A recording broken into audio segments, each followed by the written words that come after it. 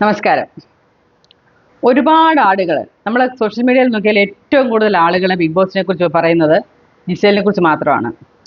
ശരിക്കും ആ 4 പേരിൽ ഒട്ടും ഔട്ടാകാൻ സാധ്യതയില്ലാത്ത ഒരേ ഒരാൾ ശരിക്കും പറഞ്ഞാൽ ജിസേലായിരുന്നു.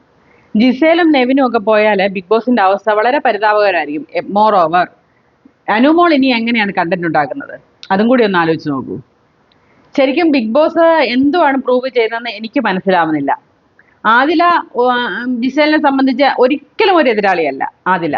ആദില ഔട്ടാവുന്ന സമയം എംബഡേ കഴിഞ്ഞതാണ്. നമ്മൾ പല സീസണിലും ആദില ഔട്ടാകുമെന്ന് നമ്മൾ ഉറപ്പിച്ചു പറഞ്ഞതുമാണ്.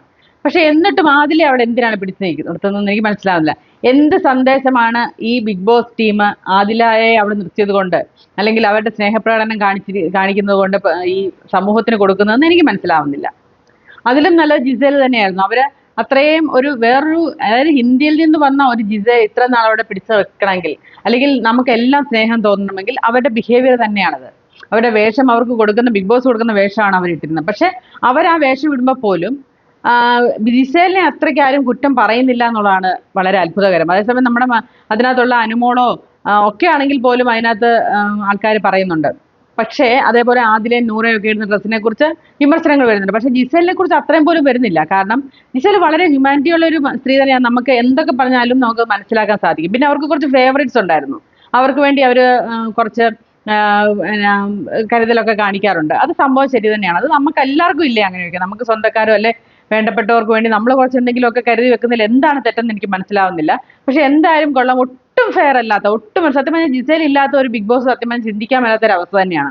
കാരണം അവരെ കാണാൻ വേണ്ടിയിട്ടും നിവിന്റെ കളികൾ കാണാൻ വേണ്ടിയിട്ടും ഈ ജിസേലിന്റെ വായിലെ ഈ ഇംഗ്ലീഷ് കലർന്ന മലയാളം കേട്ട് നമുക്ക് ചിരിക്കാനും, ഗുണ്ടി അല്ലെ, നമ്മൾ ഓർക്കുന്നുണ്ടോ ഗുണ്ടിയാണ്. അതേപോലെ തന്നെ അനുമോൾ ഉന്നയിച്ച വലിയൊരു പ്രശ്നം, അത് എത്ര മനോഹരമായിട്ടാണ് അവർ ഡീൽ ചെയ്തതെന്ന് നിങ്ങൾ മനസ്സിലാക്കണം. വേറെ ഏതെങ്കിലും ഒരു കണ്ടസ്റ്റന്റ്, ഈ അനുമോൾക്കെതിരെയായിരുന്നു ഇങ്ങനെ ഒരു അലയൻസ് വന്നിരുന്നെങ്കിൽ അവൾ ഏത് രീതിയിൽ പ്രതികരിക്കും നമുക്ക് ചിന്തിക്കാൻ പോലും പറ്റില്ല. പക്ഷെ അവരെത്ര നീറ്റായിട്ട്, എത്ര പക്വതയോടുകൂടിയാണ് അതൊക്കെ അവർ ഡീൽ ചെയ്തതെന്ന് നമുക്ക് ചിന്തിക്കാവുന്നതേ. പക്ഷെ എന്തിനാണ് ബിഗ് ബോസ് ഇങ്ങനെ? പിന്നെ അതിനകത്ത് ഒരു കള്ളക്കളി എന്ന് പറഞ്ഞാൽ നമുക്ക് ആർക്കും അറിയില്ല. ഈ ഗസ്റ്റ് ചെയ്യുന്ന വോട്ടും ശതമാനം മാത്രമേ ഉള്ളൂ. ഒരിക്കലും എന്തായാലും ആദിലേക്കും നൂറേക്കാളും മുകളിലായിരിക്കും ജിസേലിന്റെ കാര്യം, ഒരു സംശയവുമില്ല. പക്ഷെ ഇവരെ ഒന്നിലൊരു പ്രസ്താവന ഇറക്കണം അവരുടെ വോട്ട് ഇന്നതുകൊണ്ടാണെന്ന്. ഇത് ഒരു കണ്ടോണ്ടിരിക്കുന്ന നമ്മളെ കാഴ്ചക്കാർക്ക് വെറും പുല്ല് വില കൽപ്പിച്ചുകൊണ്ടാണ് ബിഗ് ബോസ്. കുറെ പേര് ഞാൻ ഇനി കാണുന്നില്ല എന്നൊക്കെ പറയുന്നത്. അതുകൊണ്ട് ബിഗ് ബോസിനൊന്നും സംഭവിക്കാൻ പോകുന്നില്ല.